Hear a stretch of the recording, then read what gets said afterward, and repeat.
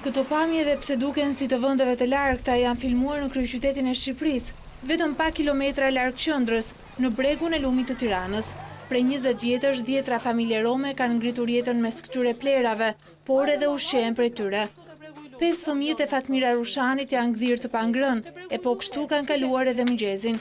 Vetëm pas disa orësh kur i vllai i tyre i madh, 18 vjeçar, arriti të shiste kanaçet, stomaku i këtyre të miturve rinisi të punoj.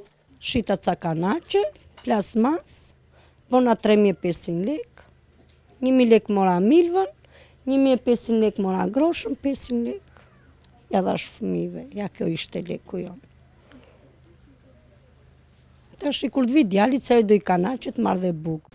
Shtëpia e Fatmirës, nëse mund të quhet e tillë, është ngritur në breg të lumit.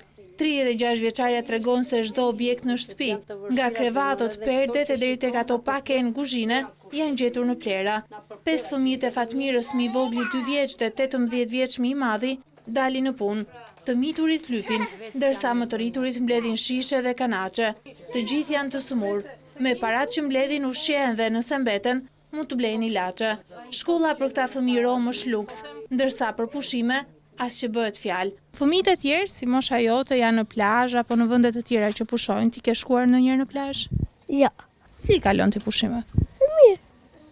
Çfarë mbledh kanaçe? Nga një herë mbledh. Se e le shkollën? Nuk të pëlqen? Më pëlqente, po kam mamin të smur.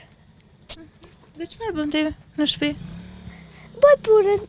E vetmja dëshirë për nënën e 5 fëmijëve të smur është jeta larg bregut të lumit.